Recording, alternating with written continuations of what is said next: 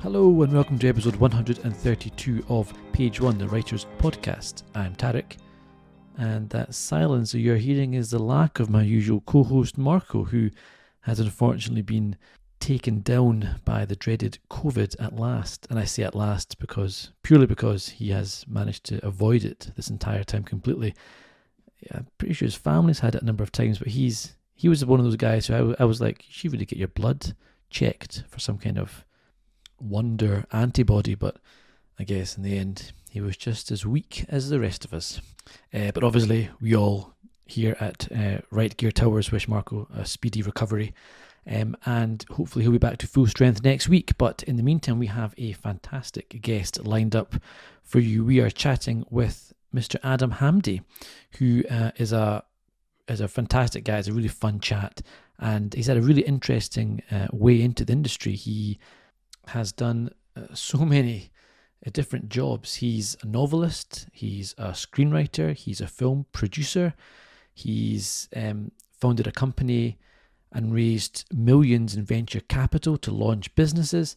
It's just a really kind of all over, if you name it, he's probably done it and probably made a success of it. So it's a really fun chat. And he's also as you'll hear in the interview, he's also the co-founder of Capital Crime, which is surprisingly one of the few writing festivals to take place in London, and it's taking place at the end of this month, September 2022, and we chat a little bit about that as well. It's a really fun chat. He's a really interesting guy, and his latest novel is The Other Side of Night, which is just out last week at time of recording, and is a really unusual, fantastic novel. It's a kind of mix between crime and literary and a little bit fantasy. It's just it's a genre-defying book, I think, and it's one I would heartily recommend everyone go out and read.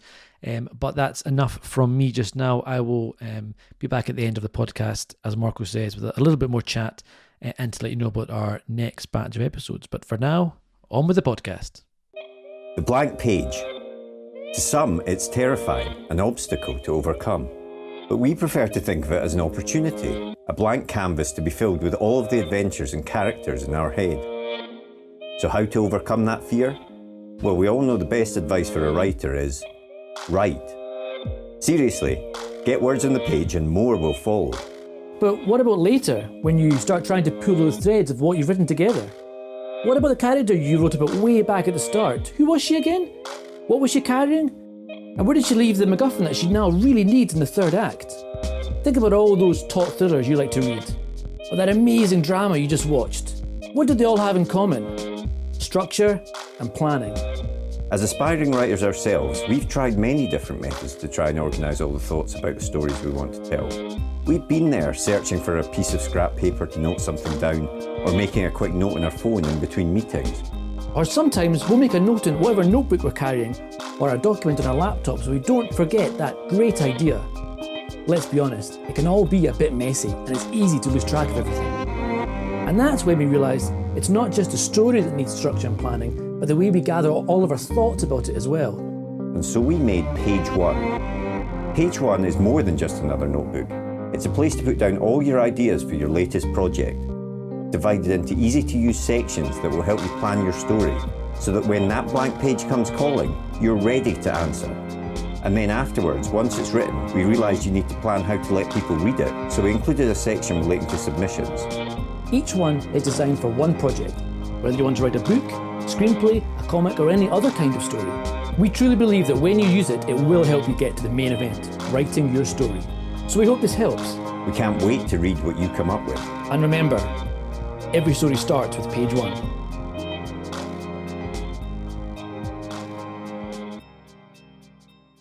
Did you always want to be a writer?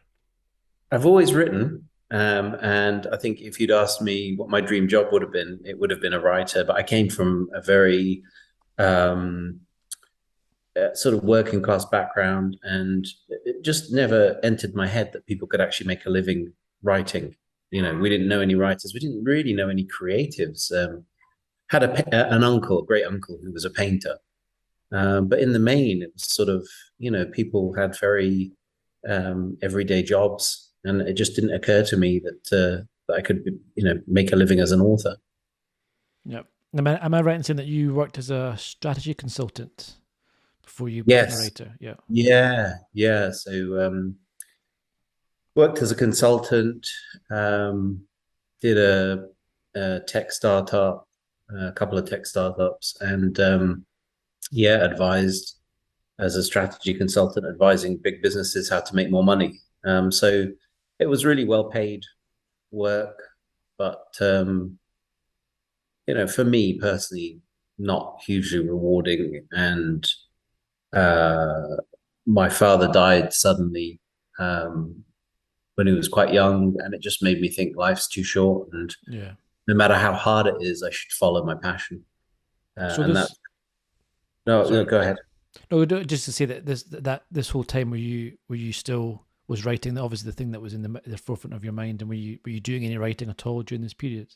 Yeah, I was writing all the time, writing short stories, plays, trying to write screenplays. I mean, I'm writing constantly, never sent it anywhere, never showed it to anyone, but had notebooks full of stuff, computers full of either partially complete or completed bits of work, just constantly writing. I think if you can be happy doing anything else, do something else. Writing is, it looks great, the kind of Hollywood version of writing where you make loads of money and you basically sit around and come up with ideas, is a fantastic lifestyle for anyone. But the reality of writing, I think, is only good for people who have it as a calling, and who feel they have to do it.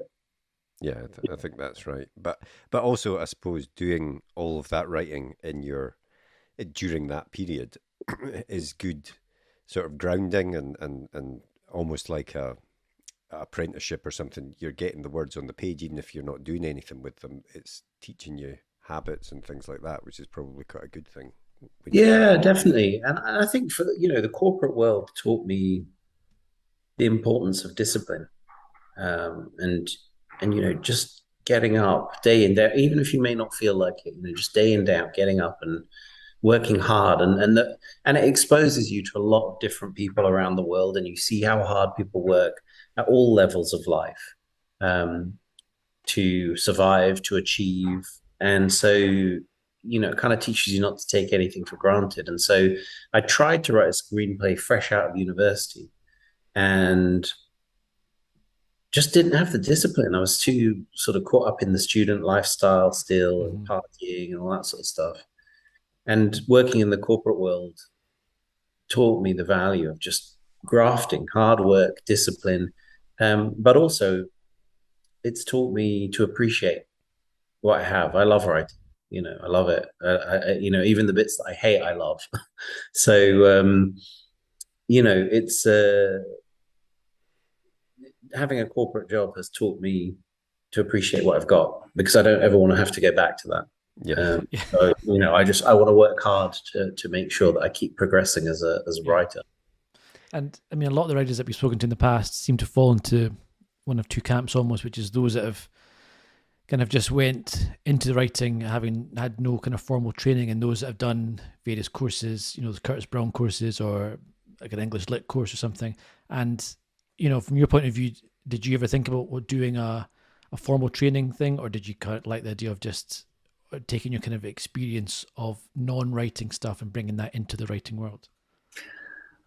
I mean, one of the things you do as a consultant is you do tons of research. If you go into a business, you have to research all about it. You research competitors, you research the market and everything.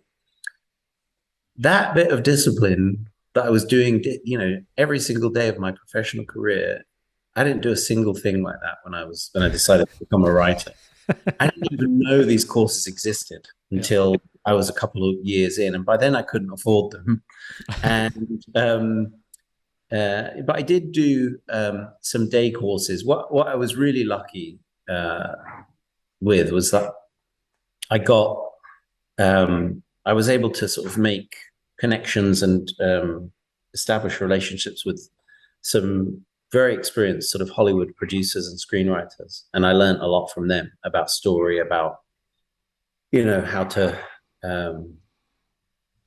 develop concepts, how to sort of structure stories for screen, and that was a kind of it was a free education, really. How did you make those connections? Taking notes here. Oh, don't! Nobody should ever do this. This is a cautionary tale. So, sort of soon after my dad died, and there was September the 11th. My wife and I said, "Look, let's just follow our dreams." We moved out of London and we moved up to Shropshire, and I did a bit more consulting, and then basically just said, "Right, this is it. Let's go for it." And I thought, what am I going to do? And I had an idea one day to write a comedy mockumentary about Judge Reinhold. I like it. Brilliant, yeah. Brilliant. And I thought, this guy's was really big in the 80s. Everyone likes him, popular guy, and he's funny. So I sort of thought, I'm going to write a mockumentary. It's unlike anything I've ever written. So I wrote this thing, and I should have known better. I did what they say you should never do, and I sent it to his agent in Los Angeles. So I'm sitting there in Shropshire in a lodge house on the edge of this big country estate, and sent it to an agent in LA. Like, you should never do that. Don't do it. And 2 months later, I got a call at 9 o'clock at night from this agent saying, Judge loves it. He wants to make your movie. No, seriously. Brilliant. What? Yeah, absolutely. Like, really? Hell. Yeah, absolutely loves it. Wants to make your movie. And I just said, well, what do I do now then? And she said, get yourself an agent, get it optioned by a production company. Let's get going. So that's what I did. I picked 3 agents from the Writers and Artists Yearbook. And I went with somebody who I can only describe as quite a character, who talked the talk. He kind of, now looking back, was a bit like Joey Tribbiani's agent in Friends, Estelle, the male version of Estelle. And but I signed with him, and we got a production company to option the script, and it never went anywhere, but it gave me the confidence that, okay, maybe I'm onto something here. Maybe I'm not just completely deluded. And so I got on a plane and went to LA knowing one person. And, once you get, people say, oh, it's really hard to break into Hollywood. I'd say it's really hard to build a career in Hollywood. But there's plenty of people out there, even established producers who are always on the lookout for new talent. So you get taken to screenings, you get invited to lunches, you kind of find your way in, and people want to read your material. So as long as you keep producing new material, there's going to be somebody that wants to read it.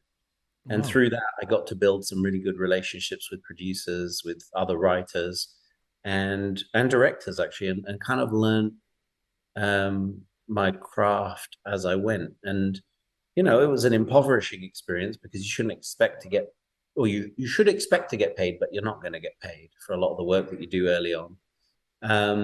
But I kind of paid my dues, and finally started getting hired for what I would call real jobs and real work.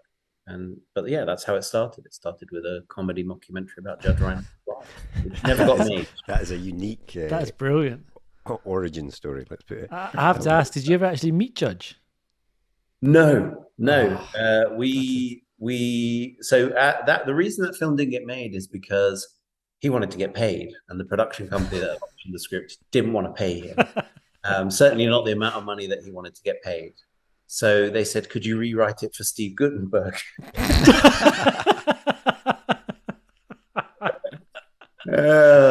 And that was a whole crazy other story, because at the time Steve Guttenberg was mayor of Pacific Palisades, and I don't know, he had his eye on other things, but I feel there's you should write a story about this. This is Hollywood story. I know. There's a story in this, and it's on its own, and the characters that you meet, like the production company that optioned it had gone to a meeting in Rome and were offered a suitcase full of money by someone in the Vatican City who wanted to invest in their films.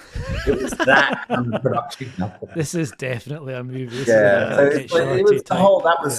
That was what I would call my grey period. So at what point did you think, right, okay, I'm going to move on from Judge and I'm going to work on a novel? When did you think this is the way to go? So I'd been writing for screen properly for probably about. So let me get this right. So probably been about 6 or 7 years I've been writing for screen. And I just got very frustrated because things would get close. You know, you'd have really good talent attached, great directors, you'd have financing in place, and it would all fall apart, you know, at the last minute. And so, you know, that happens a lot. Or execs move, you know, studio exec will move from one studio to another or a production company to another. And I just got a bit frustrated not seeing things being realized. And I thought, you know, I should write a book, because then at least I'll have some degree of control and I can get an end product into the reader's hands. And the reason I hadn't done it before then was actually because I'd always been in awe of novelists.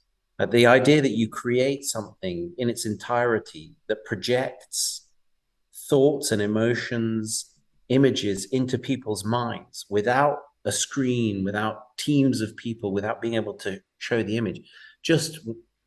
I was in awe of it, because it seemed almost magical that you'd have that direct. Because when you think about it, what are we doing? We're following the kind of ancient storytelling magic where you're using words to translate your emotions into someone else's emotions, or, you know, their experience of a story. And so, but I'm never good at sort of being afraid of things, and always like to overcome my fears. And so I just thought, right, I'm going to write a book and I'm going to do it in 30 days. And I wrote 3,000 words a day. And at the end of 30 days, and I wrote every single day, 3,000 words. And at the end of 30 days, I had a book. Brilliant. And had you planned it at all in advance? Do you know how much you'd spend? No, I mean, I knew roughly what it was about. And it was a futuristic sci-fi action thriller, espionage action thriller. And actually, it got close to being published. I went down for one of those meetings with Simon and Schuster in London. Yeah. And they said to me, you know, this is really cool writing, but it's set in America. You're a British writer. It's a mashup of about 3 different genres. We're not sure that we can market this. So, you know, so close. So I tried again with a supernatural thriller. And it was like a supernatural noir pulp thriller. And again, I had another meeting. And they just said, you know, really great, but, you know, we feel like it's a mashup and we're not sure. And so I just thought, right, I'm going to write a really commercial thriller. And that was Pendulum. Right, okay. And I'm going to just write something that's straight down the line, that deals with a really sort of pressing contemporary issue. And I was halfway through the novel when I got commissioned to adapt David Mitchell's novel, Number 9 Dream. Yep. And I just said to my literary agent, you know what? Let's just go out with the partially complete manuscript and see what people say. And if there's interest, great, I'll finish it. And if there's not, it's better to know now. Because I was so jaded. You just break all the rules. You don't care what the well, no, it's not that. wisdom is. I just thought, you know, I was so jaded by the other 2 experiences getting so close. I thought I'd rather know now. I could come up with something else or move on to something else or whatever. But we went out and we got offers. Like within a few days. It was really bizarre. It's just one of those things where I just, this can't be happening. And it was. Do you think that there was a certain buzz created by those first 2 that obviously were, you know, well written and everything because you had the meetings and stuff? Do you think there was, you know, maybe not widely known, but you were a known quantity, and so people were like, this could be something good, and we're more quick to jump on it for that reason? Possibly. I think certainly, you know, for my agent, it's encouraging to get an endorsement from publishers to say, okay, right, you know, there's something here. But I think it was just perseverance, and you know, Pendulum was a really timely book given what was going on in the world. And yeah, I think it was just a lot of things, sort of coming together, and I completely didn't expect it. I'd kind of, we went out with it just so it would spare me a bit of the pain of having to finish the book. That's kind of the attitude I went out with. Again, don't ever do that. If you're halfway through a book, finish it. Because it just doesn't happen, particularly now. Even at the time, my agent said, this will never sell. Partials don't sell anymore. And I just said, oh, come on, let's just do it. So what's your writing style then? I mean, your first book obviously kind of wrote in that 30-day blast. Is that how you've continued, or are you quite a quick writer? No, I mean, I am quite a quick writer because of the amount of sort of work and commissions I get, and I still write for Screen, and but I try and take my time now. So The Other Side of Night, which is the book that's coming out in a couple of 10 days, that's taken me 5 years to put together. Oh, wow. So I have changed my approach to writing, and for me, that was really just get over the fear that you can't do this. And now I actually really enjoy the process of writing. I kind of relish trying to come up with the best story, the best characters, and so I do spend a lot of time on the work now, and as much preparation time as possible, because the one thing I've learned is the more you can do up front, the less you have to do at the end. So if you're up front and you're working with 5, 10, 15, 20 page outlines, it's a lot easy to rip them up, to move them around, to kind of all of that prep work then than when you've got 100 to 120,000 word manuscript. Making changes at that stage kind of is a weight on your heart quite often as a writer. Yeah. So does that process then mean that you end up having a fairly clean first draft? You've done the big outline beforehand, so the first draft has got less work than some other writers, perhaps. Yeah. My edits have got lighter as time has gone on, and in particular, the first 3 books had quite heavy edits, and I didn't plan those. I kind of found my way. I was a pantser. And then the 4th book, Black 13, I planned that because I'd started at that point working with James Patterson. And his methodology is always about, kind of plan the book, know where you're going. You can deviate, you can move off course, but at least know the destination, kind of key waypoints. And so I use that for Black 13. And since then, the edits that I've got have tended to be tweaks, ratcheting up emotion. There's not been really heavy rewrites, where you have to rewrite the last third or the middle third or whatever. It's tended to be much lighter. And so for me, it's a plotting things out works. Yeah. Mm-hmm. Yeah. Patterson's quite a big name to work with. We chatted to a few authors who have worked with him before, and what's that like? How much involvement did he have with the stuff? Is he more of a kind of overview guy, oversight guy, and you do the main writing, or yeah, they're quite careful with what one's allowed to say publicly about the process. Sure. Protect it quite carefully, but I think it's reasonably well known that for his collaborators, there's a range of involvement. Some people he just lets have free reign, and they kind of can take command of whatever property it is that they're writing. And others he has quite a sort of strict oversight. For me, it's been one of the best writing experiences. Oh, cool. I really love it. It's really good. I've learned a lot from working with him, from writing the books. It's just been a very good experience for me. And I'm working on our 4th together.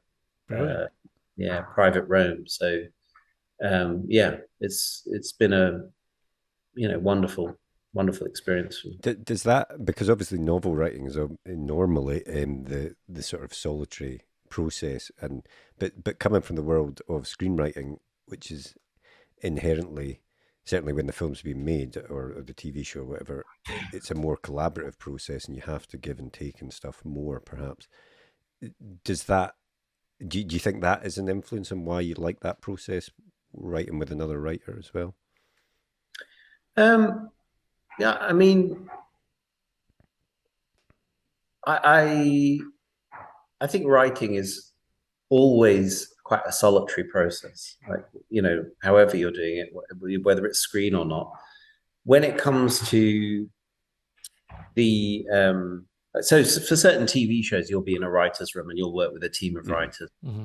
But particularly for feature film, you're typically on your own again. You might have a writing partnership, but you're typically on your own until such time as you start to get notes from the producers and director. Yeah. And that's where you get the collaboration and the same sort of editorial input that you would get from an editor in a publishing house. It's kind of it's similar.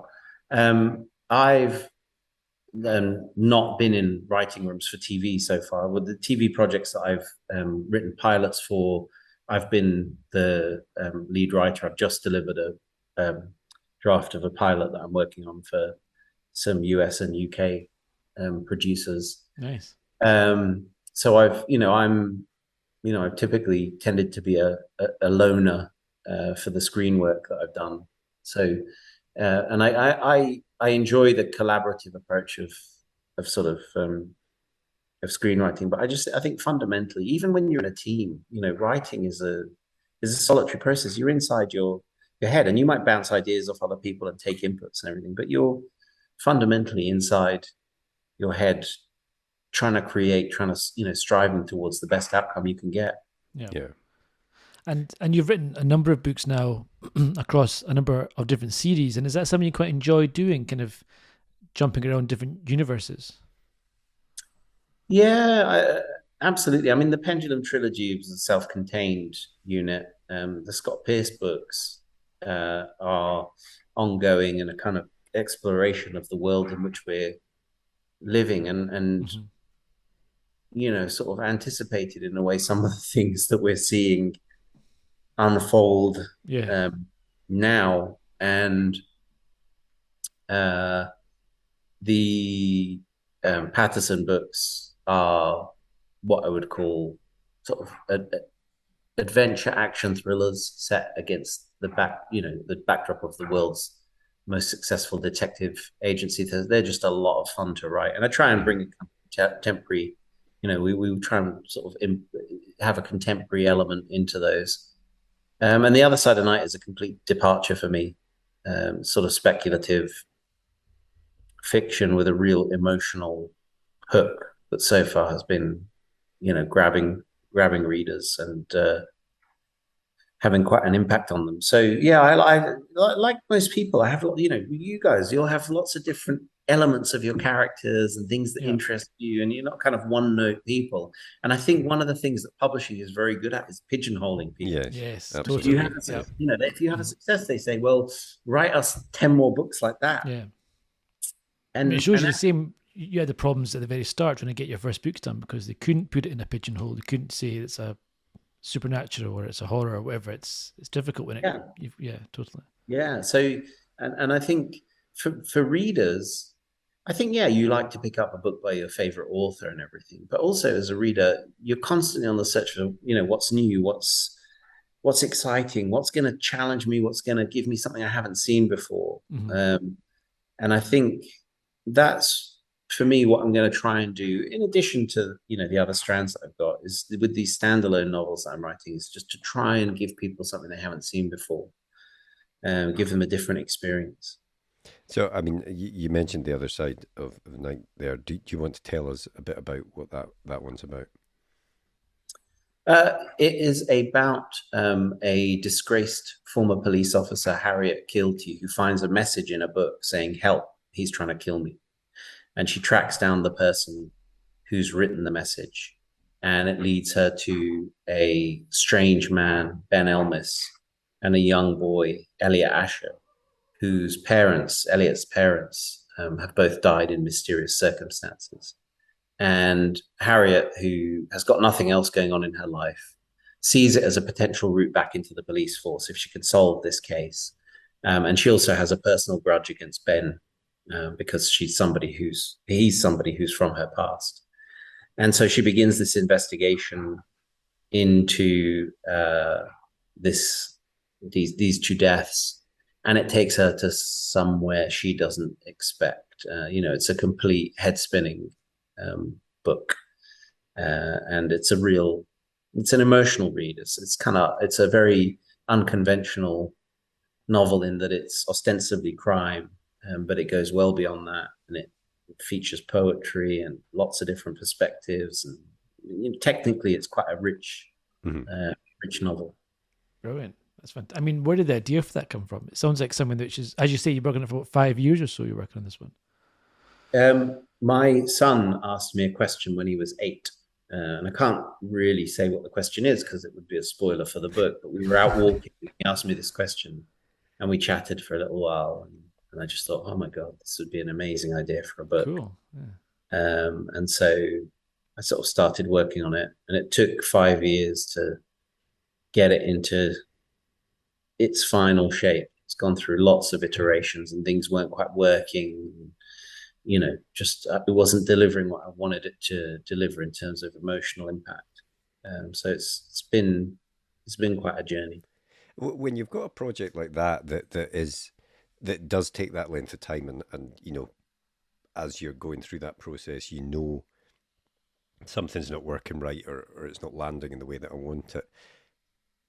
How do you, I suppose, how do you know to persist? And the reason I ask that, I'll say before you answer, is that we have had some authors on who have said, oh, I wrote 60,000 words of this book, but I just couldn't get it to work, so I literally deleted the file from my computer and moved on. So I mean, how do you know? No, I can make this work, as opposed to I have to leave this one behind. So I'll rarely delete anything. I did write 50,000 words of this book. I wrote 3 versions of a screenplay, a short story, a short film script. None of them were delivering what I wanted, but I didn't bin any of them because I knew that the underlying concept was really strong. And I think actually one of the things I've learned from this is if you think the concept is strong, just give it time. Eventually you'll figure out what it is. And we're impressionable beings. We absorb so much information every single day, and it changes us. We're changed by life.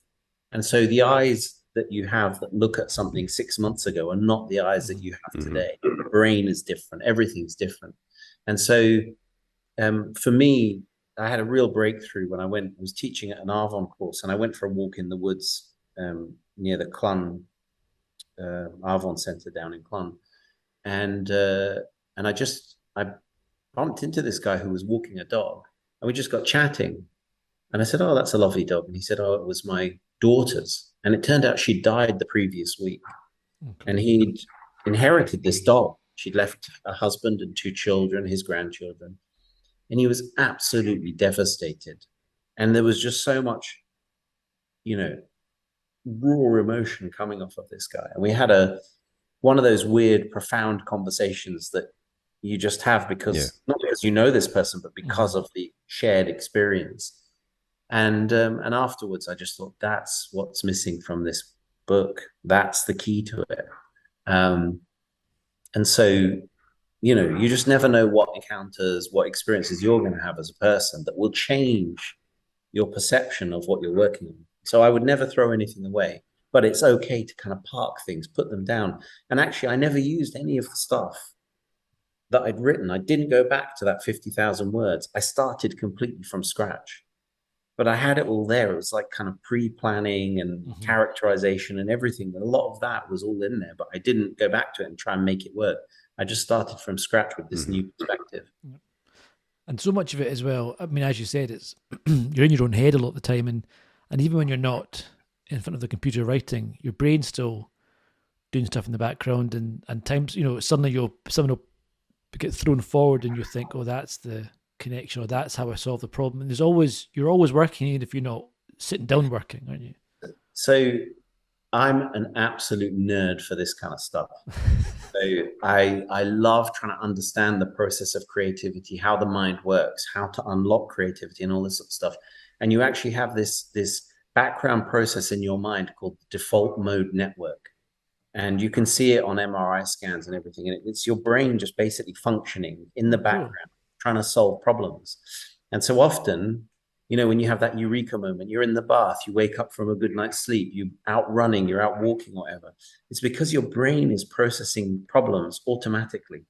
And this default mode network is just running constantly, chugging through the things that you think you need to solve. And so it'll spit something out every now and again. And that's when you get that, oh, wow, I've solved the problem. But actually, it's this kind of subconscious process that's going on that chucks it out and gives you a present, you know, gives you a gift.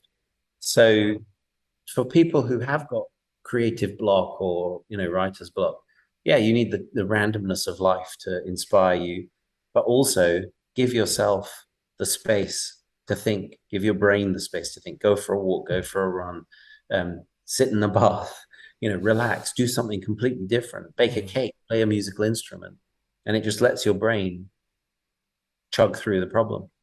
I think that's so right, because I think certainly personally, one of my issues is that, in today's busy world, you've got so many things going on that it can be difficult to focus on something. But if you do manage to give yourself that space, take a step back, as you say, it could just be as simple as making a cake or something, but just doing something completely different, it can unlock something, and it is quite amazing that it does work like that. But it's I was just going to say about The Other Side of the Night. It's obviously getting lots of good buzz. I think it's out in the UK on the 15th of September. So, I mean, are you quite excited for the launch of it then, given how long you worked on it? I am. It seems like it's been ages coming. I am. I think it's going to be. Without getting into sort of authorly pretensions, it's a book that everyone's going to get something different out of. And I think it's a book that, like, you know, I was saying, when you look at it with eyes of 6 months ago and eyes of today, you're going to get very different experiences. Yeah. So you may not get what you'd hoped for from the book today. But I think if you read it in a year's time, in 2 years' time, you're going to get what you need from it at some point. And people, you know, I've had so many messages, which is, you know, I get the odd message now and again in the run up to publication from people who've read proofs, authors, you know, bloggers and stuff. But I've had so many messages about this book on Instagram, on Twitter, you know, in publicly, but also in DMs, particularly on Instagram, from bloggers who've read it on Instagram and just saying things like, oh, this book's changed me and it's given me a new perspective. Oh, wow. And a really kind of profound messages from people. And so, you know, that for me is worth more than, you know, I could ever say, because it shows that it's connected with people and it's inspired them in a very different way from the other things that I've written. So yeah, I'm very excited to see what people think and you know, what happens to the book, because once it's published, as you know, Tarek, it takes on a life of its own. There's nothing you can it's do. out your hands, isn't it, at that point? At your hands there. Yeah. I mean, I also wanted to ask you about Capital Crime, because that's a book festival which you started up with David Headley. Incidentally, I did a search for David Headley this morning and found there's a terrorist with the same name as him, which is the first thing that comes up when you search his name. So it's not the terrorist David Headley that you worked with, it's David H. Headley. And that was back in 2019, in the long mists of time before COVID. And it was a massively successful festival. And then obviously it went kind of virtual a little bit over the years. It's back this year at the end of the month. But what was the thinking behind the festival in the first place? What made you want to do it? We went to Thriller Fest in 2018 and just had a great time. And, you know, we thought it would be a really good idea to have a festival in London that focused on readers, that was accessible, because a lot of, you know, the UK festivals are based outside London, which, you know, means that people from the capital need to go and get a hotel, travel there. It's, can be quite expensive. So, given the concentration of people in London, we just thought it'd be really nice to have an accessible festival for readers. For me personally, since moving out to Mauritius, I've had less to do with capital crime than in the first year. But the lineup that they've put together for this year looks absolutely phenomenal. That's incredible, yeah. Yeah, looks phenomenal. So I'm sure it's going to be an amazing event, and it's something that I think London needs, because you've got probably the highest concentration of readers anywhere in the country, and it just seemed sort of odd to us that they weren't being served. And it's lovely to go to Harrogate, to go to Crime Fest in Bristol, and all the other festivals, and see the country and everything. But for people who can't afford it, or can't get out of London, it's a shame that they're not able to participate in what is probably one of the most friendly literary communities. The crime community is just such a friendly bunch of people, and lovely and approachable and accessible. So it just seemed a shame that people weren't able to join in with that. It's amazing that there wasn't a festival in London actually before that. That's obviously it seems like a very obvious gap in the market there. Yeah, it's been tried in the past, and no one's quite pulled it off. And I think in order for it to kind of stand out and make noise in London, it has to be big. So we put together, I think in the first year, we got 114 authors and creatives to take part. Oh, wow. And this year, I think there's like 180. It's incredible. It's just an amazing lineup. I mean, that first year, what was it like? What was the experience of that? Was it? I mean, it sounds like it must have been incredibly stressful, but also incredibly rewarding, or just incredibly stressful. It was incredibly stressful. It was rewarding, but what we didn't realize, having David certainly has run events for Goldsborough, and but he's been involved in other things before. But I'm also involved in International Thriller Writers, which is the organization that puts on Thriller Fest. But what we didn't realize is just the sheer amount of work. And most other festivals have a team behind them who are working. It might be 2, 3, 4, 5 people who are working. Some of them full time, some of them part. And they work really hard to put on a festival. And we did it with 3 of us. Me working, writing, and David, running an agency and a bookshop, and then Lizzie Curl was our, only full-time person on it. So it was an incredible amount of work, and hats off to everyone who puts on a festival. It's so stressful, and trying to make sure that everything comes together at the last minute is just, it's an experience. I will say I do not envy them now, because I know the stage they're going to be at, and it's pretty frantic at this particular point in time. So I on one hand, I do miss the involvement that I had, but on the other, I'm very relieved and relaxed to be watching it from afar. But I'm sure it's going to be amazing. And I have to also ask you about the film, because you directed a film called Pulp. Yes. Back in the day, which was put out on Xbox Live. How did that come about? Myself and some sort of local filmmakers wanted to make a feature film, and we pulled together some finance to just do it and kind of make an indie low budget film. And I'd never planned to direct, but for various reasons, circumstances, I had to step in and sort of pick up part of the film. And and then my manager of the time said, Xbox is looking to make a big splash. They want to do something that's gonna, make a name for them on the sort of streaming side of things. This was a very early effort, and so we did a deal with them to put it on Xbox. It was the first film they ever streamed through their service. So I'm glad we did it. It's an odd film, very funny in parts, but it's not. I think it's like it has its audience, and I'm very proud of it. So it's a hell of an accomplishment, given the resources that we had and everything. An incredible team. But yeah, I think it's very different from anything that I've worked on since, and I'm working on now. Did you ever think to ask Judge if you wanted to be involved? Or Steve Gutenberg? No, I knew how much Judge Reinhold wanted to be paid. I knew that he would have eaten up, the entire budget and more. So no. So what's next? Are you continuing to work in both books and screenwriting? Yeah, so I've just delivered a thriller TV pilot for a US and UK producers. So that's very pleased with how that's turned out. It's kind of taking a look at the world we're in now and how people are being divided and radicalized, and it kind of goes from the street to the high corridors of power. Cool. In an interesting and unconventional way. So I'm sort of very pleased and excited about that one.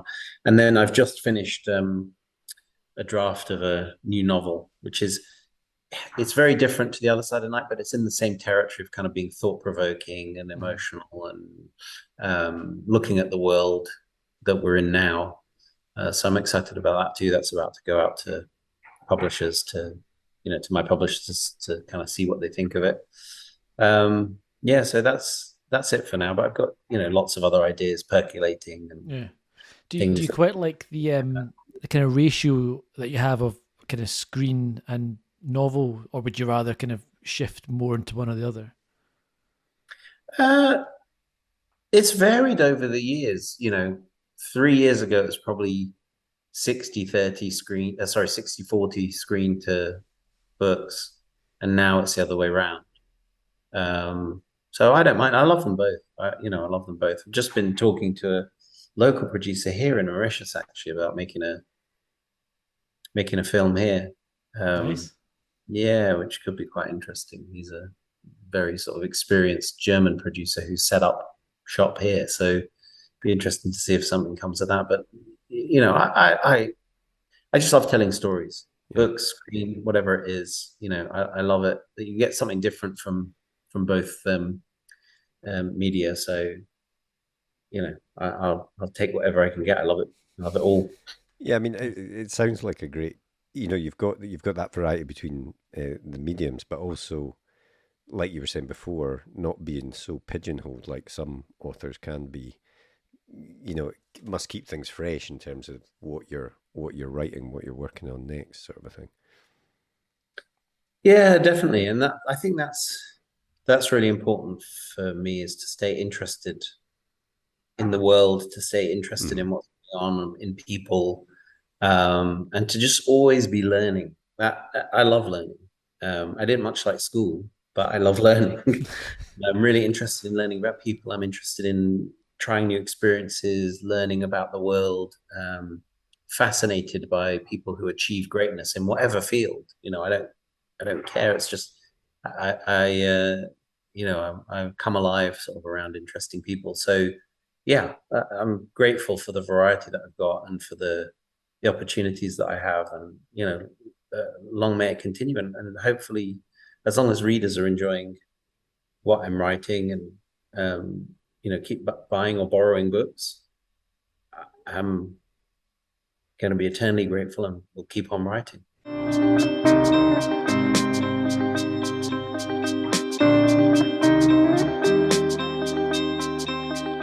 What was the last book that you read? So the last book that I read was, that's an interesting question. So I read two books very, very close together. So I'll mention them both: The Accomplice by Steve Kavanaugh and A Twist of the Knife by Anthony Horowitz. Nice. Both, really good, excellent sort of. Steve's is a really good legal thriller, and Anthony's is a great murder mystery. Brilliant. What about the last film that you watched? Oh no, I can't say that. Jurassic Jurassic Park. No, Jurassic World Uprising or Jurassic. I don't know. The latest Jurassic World film. Dominion, is it? Dominion. That's it. Yes, Dominion. I've not heard good things. No, I've heard bad things about that film. That I don't know. Someone needed a new house.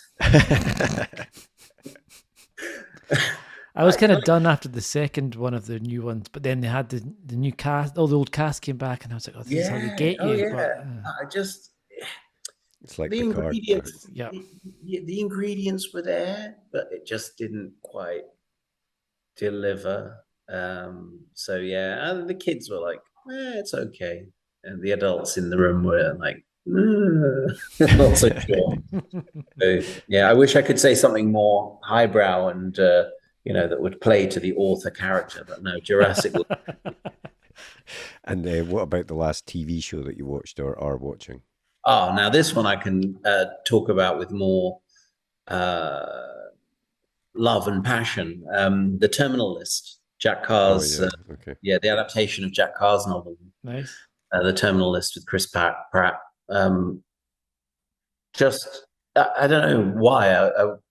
And it's not that I had low expectations of it, but adaptations rarely kind of live up to the hype of a book. But it was amazing. Really, kind of action-packed and constantly delivering the goods. I loved it. Brilliant. And the very, very last thing we do is a super quick fire, either or. And I always say there's no right answer apart from one. But we'll start off with Jack Reacher or Alex Cross.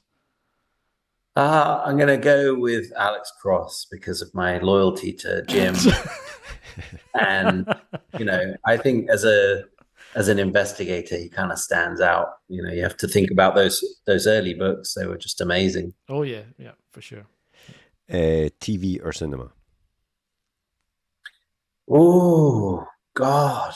I'm going to go with TV.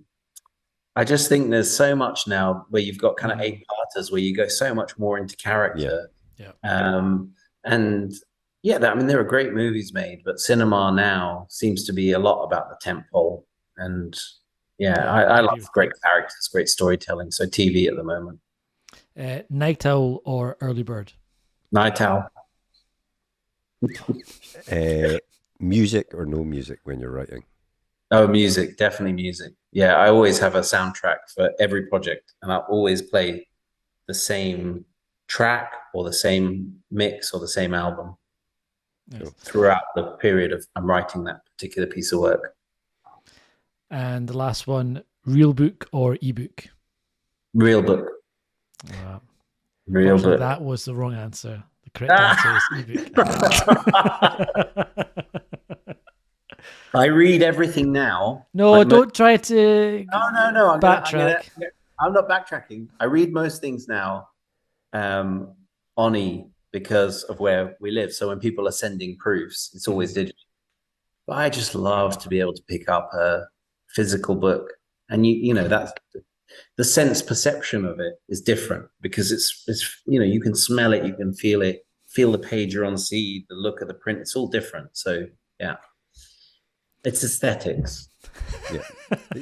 No, don't worry. Like, I think about 5 I feel people have said guilty now. No. Don't feel guilty. You're very much in the majority. You have been judged and found wanting. Delete this episode, Marco. Yeah. Another one for the bin. So. We've got 5 episodes so far have gone out. Yeah.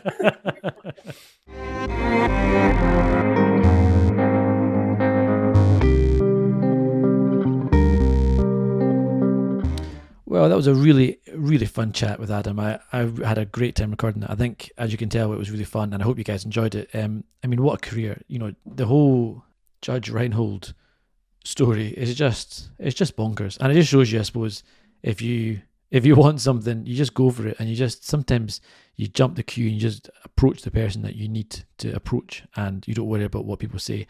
It's a total balance because at what point do you go down the route of the usual path that you're advised to go down? At what point do you break the rules? It's tricky to know, but sometimes I think you just have to say, you know what, I'm just going to give it a go. So thank you very much to Adam, and I really hope Capital Crime is a success this year. Now, we will, of course, put a link to the book in the description, so if anyone is interested in buying a copy of The Other Side of Night, they can do so. I will repeat Marco's usual plea at this point for ratings and or reviews, which you can do in your favourite podcast service of choice, but ideally Apple, because they are the granddaddies of the industry.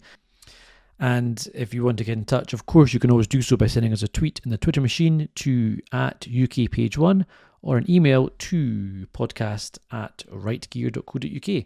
Now, next week, we are embarking on a little bit of a different approach. We are moving away from our usual author interviews, and we're having a few special episodes. We're calling them industry episodes, and we are chatting with a number of industry experts. And the idea is that we're going to chart the course of your book from finding an agent to getting an editor and a publisher, and then taking it through what happens when your book is picked up by a publisher. Does it go to Hollywood? What happens at that point? So we've got a real mix of people that kind of chart the progress of a book from being picked up by an agent all the way through to hopefully be made into a feature film. So it's a really interesting chat. There's a lot of people. I think if you're interested in how things work behind the scenes, you're going to get a lot out of it. And they're going to be both. We filmed them all, so they're available on YouTube, one a week, as per always. But if you want to watch them in video form, you can go to YouTube and do so. If you want to listen to them in podcast form, they will still be released as an audio episode. So you've got a real mix there. But I would heartily recommend, if you're at all interested in the behind the scenes of how a book makes its way, once you've signed with an agent, what happens next, this is the series of episodes for you. So I will leave you with that and hope you all have a lovely week, and see you later.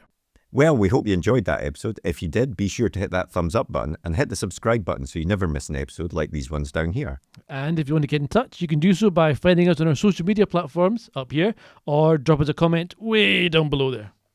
But otherwise, thanks for listening, and join us for the next episode. See you later.